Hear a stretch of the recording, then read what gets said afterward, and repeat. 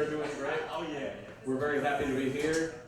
We're very thankful to Hugo for opening up his home and this beautiful space for us to share our project, our music.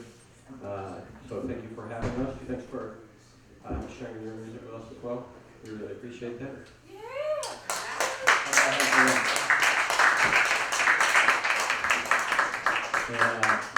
On our part, we're very happy to be here. We've only been here once before, and it was a blast. It's a beautiful community, it's a beautiful space, and it's great to play here. So we're thankful to be back, and we appreciate all of you being here. We are coming off of a tour. We're going back to Chicago tomorrow, but this is our Tuesday, Wednesday, Thursday, Friday, Saturday. This is our 5th night playing. We haven't been home. We miss our home. We miss our beds, but we're very excited to share our stuff with you all today. We're playing a very special project. This was a project that was supported by the Mexican National Endowment of the Arts. Boca! And the project is a musical adaptation trying to tell the story that Eduardo Galeano tells in his book, The Open Veins of Latin America. And it's a story of colonialism, imperialism, capitalism, neoliberalism, genocide, economic struggles, class struggles, and hopefully times of rebellion and of working together so we can make things better. So that's the story we're trying to tell. Hell yeah.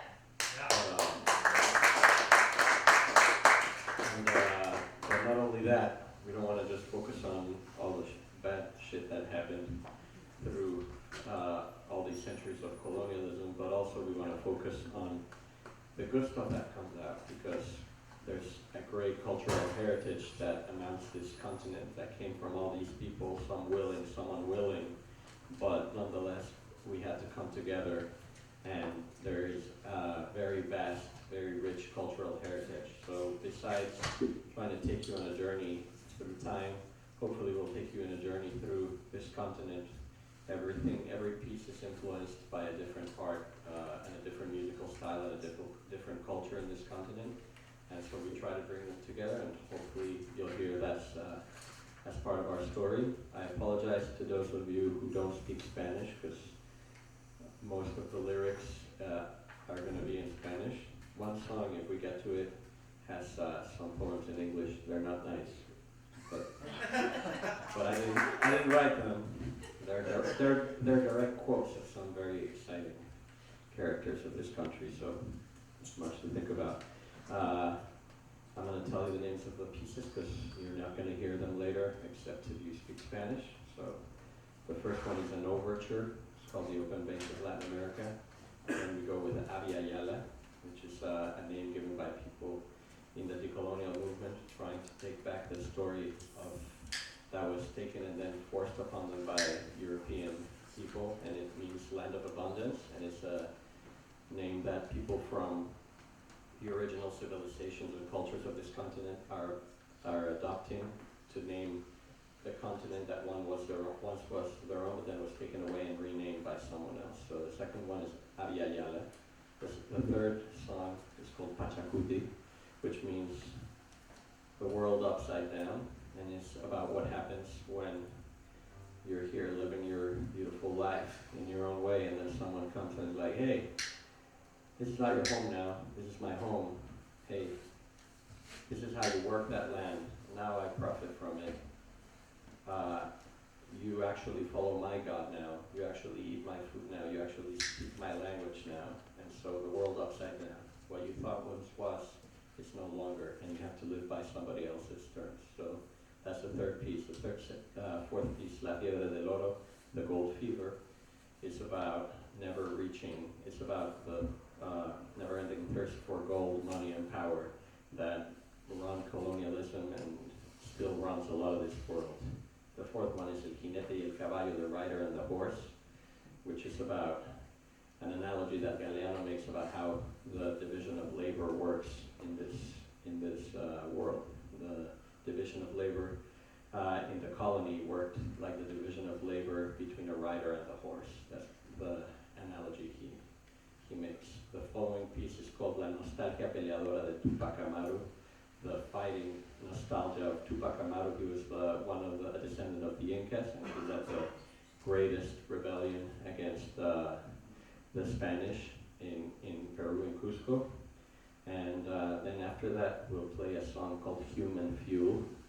And that song is about slavery and how on the backs of many Africans who were brought into this continent and many indigenous people exploited, now we sit on the capital that has been accumulated by centuries of exploitation and stolen lives. So that's the first 7, like I told Hugo, we have 13 songs. It's a 2-hour repertoire, so we're going to play 7, and depends how you all are feeling. We'll take a break and play another set, or maybe we'll call it a day, and you can check out the rest of the material another day. Depends if your ears are hungry. Thank you very much. We have Mr. Drew Hansen on the trumpet.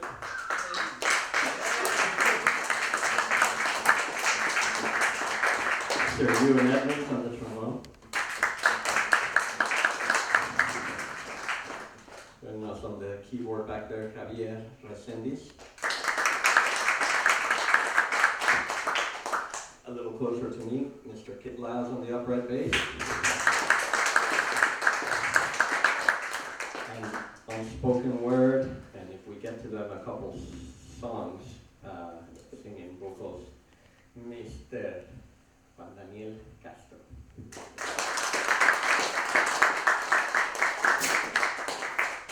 Composer, our esteemed leader, Gustavo Cortinas.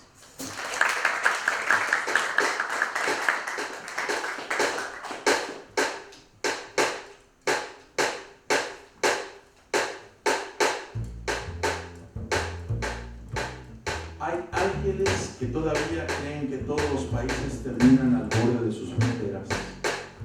Quienes sustentan este criterio seráfico olvidan, interesada amnesia, que una legión de piratas, mercaderes, banqueros, marines, tecnócratas, boinas verdes, embajadores y capitanes de empresas norteamericanos se han apoderado a lo largo de una historia negra de la vida y el destino de la mayoría de los pueblos del sur, y que actualmente también la industria latina yace en el fondo del aparato digestivo del imperio.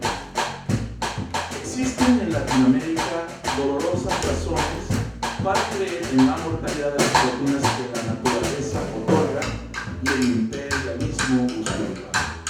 El bienestar de nuestras clases dominantes hacia adentro, dominadas desde afuera, es la maldición de nuestras multitudes condenadas a una vida de bestias de carne. El sistema no ha previsto esta pequeña molestia. Lo que sobra es gente y la gente se reproduce. Donde reinan las máquinas, el sistema vomita hombres. Los niños latinoamericanos continúan naciendo, reivindicando su derecho natural a obtener un sitio bajo el sol en estas tierras espléndidas que podrían brindar a todos lo que casi todos tienen.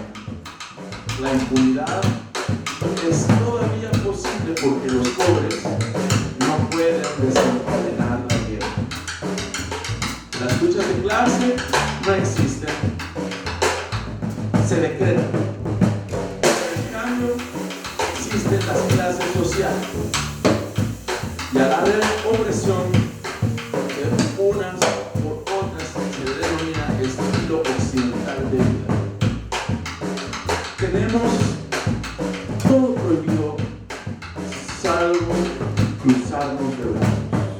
La derecha tiene razón cuando se identifica a sí misma con la tranquilidad y el orden, el efecto de la cotidiana ubicación de las mayorías.